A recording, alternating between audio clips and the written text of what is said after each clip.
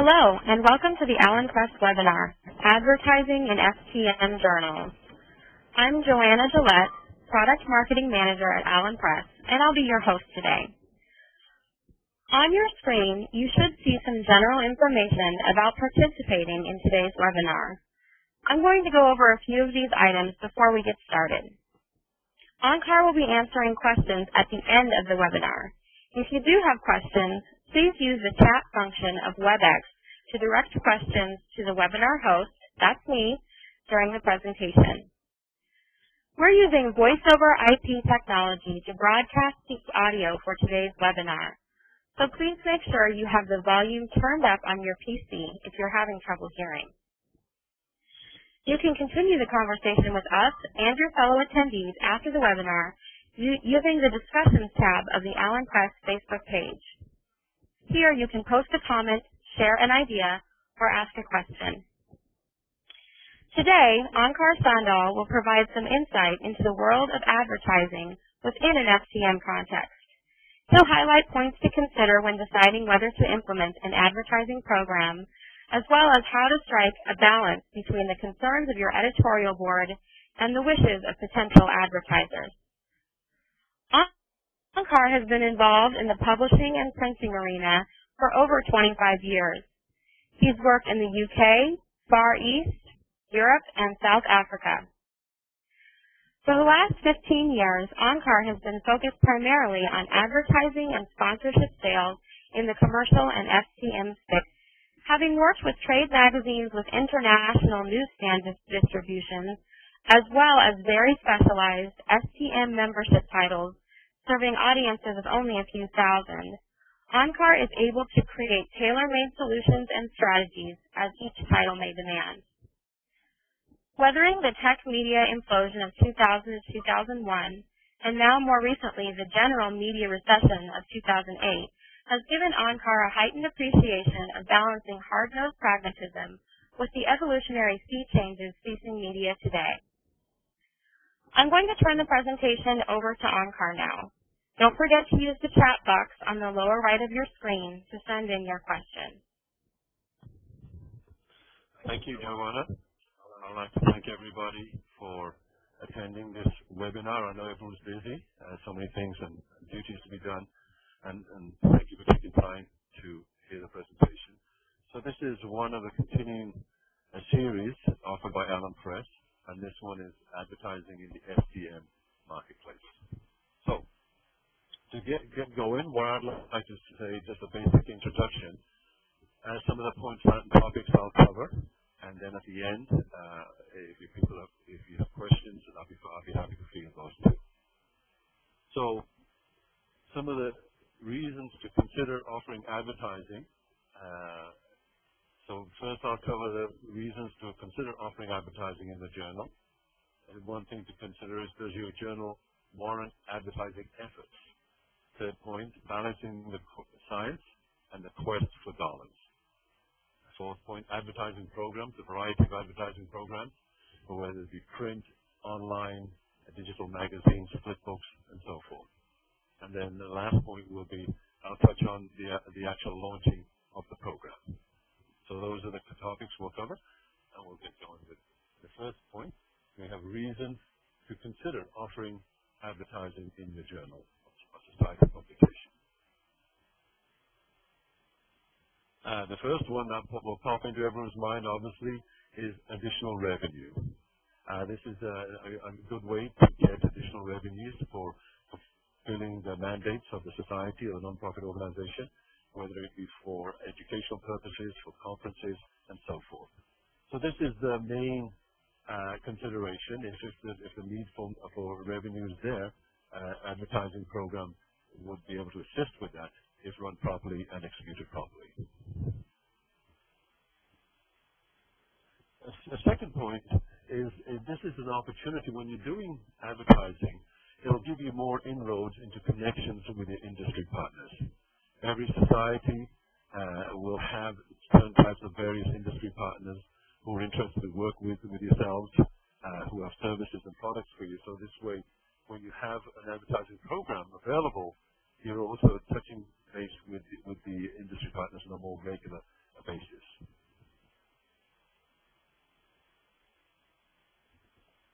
Having a deeper connection with the industry partners will allow you to be able to offer other offerings such as supplements, special issues, special focused issues, and also sponsorships that you can build upon with the database that you develop by chatting and being in touch with the vendors in the space.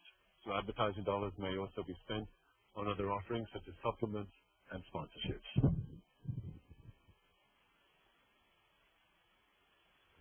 The next point to consider is, does your journal actually warrant advertising? So there's different things to be considered or to be looked at to see if this is something that is viable, a proposition for your particular publication. Obviously, because to get a program going is going to involve time, personnel, and certain investments and monies will be invested. So there has to be a good sense that the ROI on the commitment will actually pay off.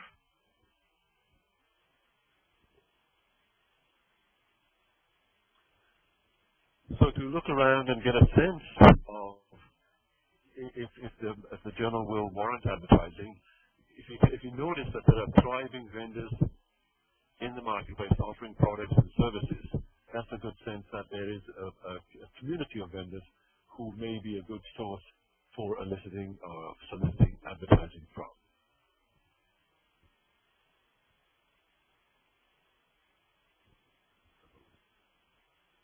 And another thing to consider is what kind of products are in your marketplace. What products do your readers buy? What services are they interested to have? So if there's a good amount of products, a good amount of services that people are being offered in the marketplace, that's a good opportunity to understand that there should be something that can be mined fruitfully there.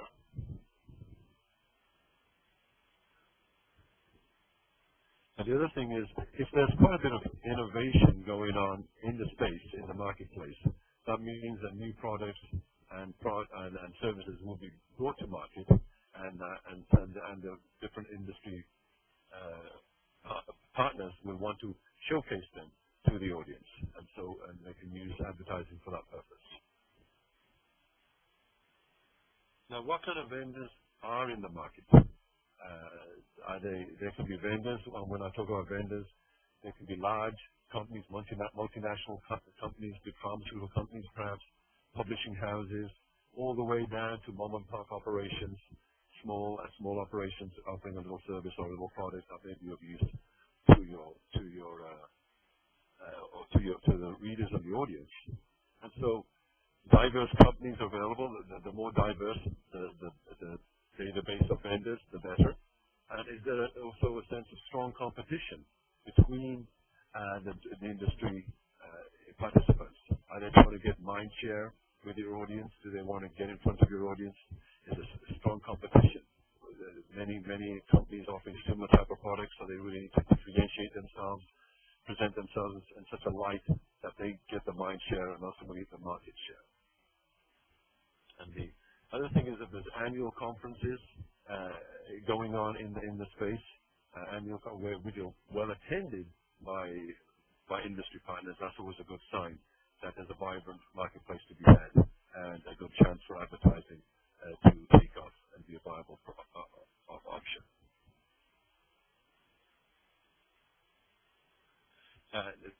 Another good indicator of whether the advertising program will take off is advertising already established in your marketplace.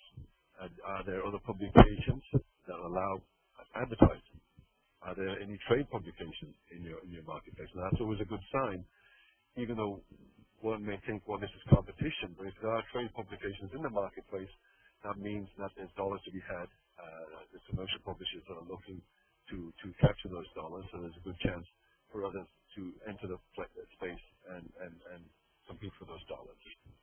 And quite simply, sometimes you may find, some of your executive members or rank and file of the society members may be getting inquiries directly from advertisers, from industry partners, asking about the opportunity to advertise in your publication.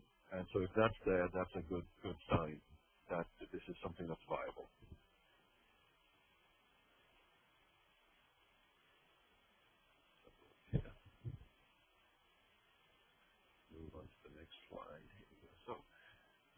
one of the main concerns in the STM marketplace is obviously balancing commercial interests and editorial concerns.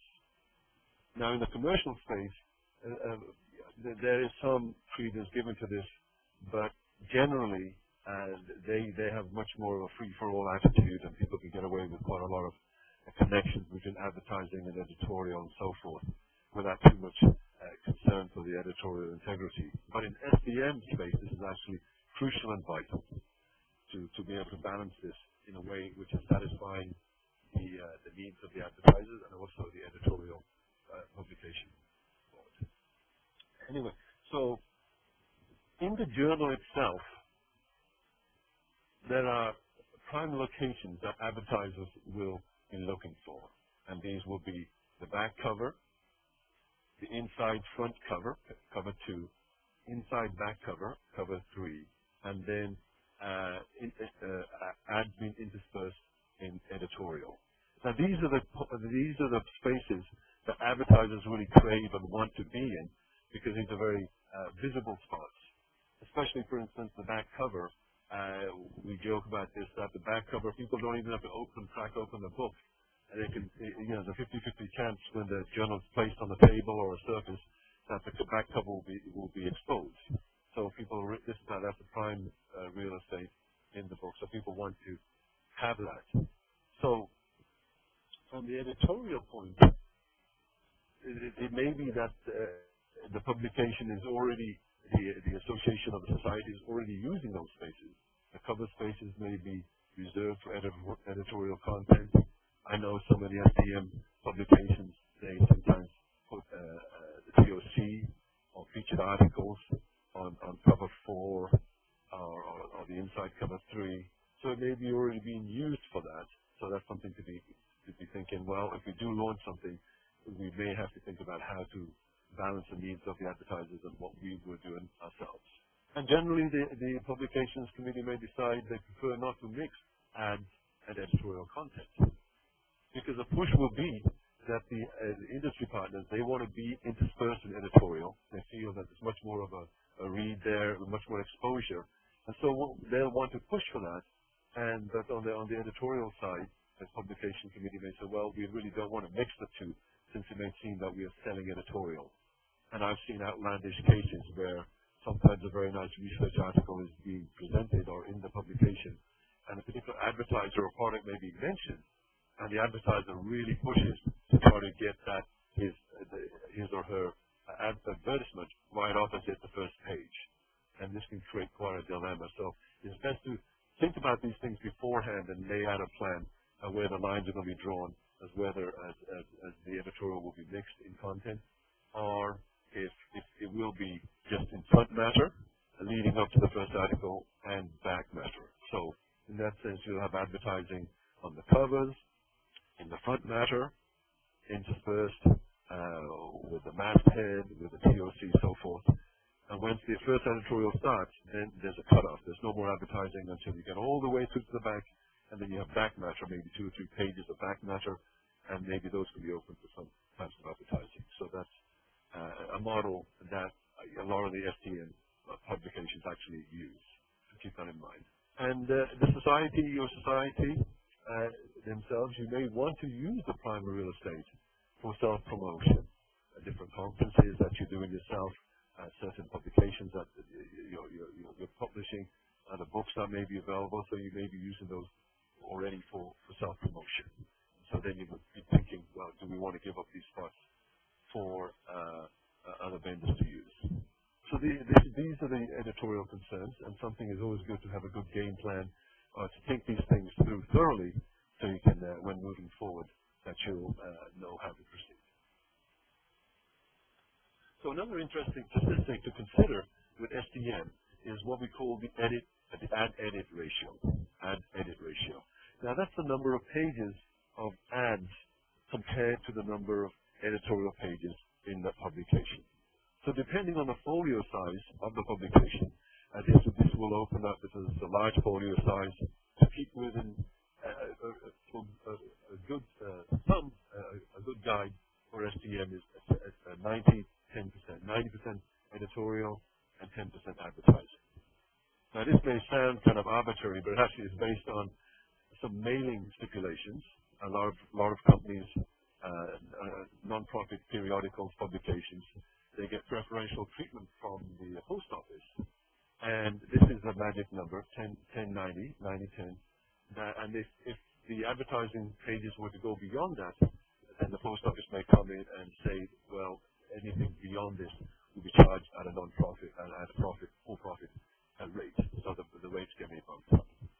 And 10% of pages in advertising is actually quite a good number, because if you think about some of the consumer publications, you think of Oprah, or Elle magazine, or Computer Shopper, most people think, well, hey, there's more advertising here than editorial content, and people get a little mixed with that. So just to not get to that kind of stage, obviously, in some places, commercial publishers, that's a good problem to have. For an STM, we've got to be more mindful of this ad-edit ratio.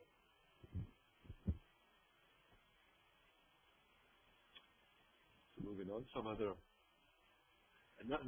having an advertising program will create other opportunities for the society, in as much we could be trading or discounting ads with like-minded societies.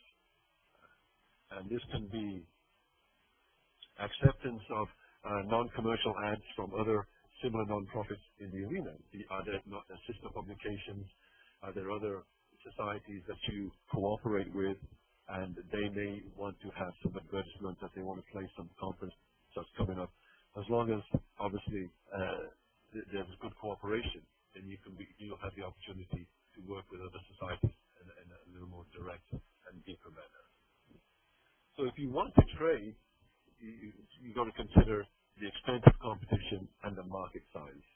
If the market size is very small and the number of prospect subscribers or members are quite small, then obviously you've got to be careful not to give away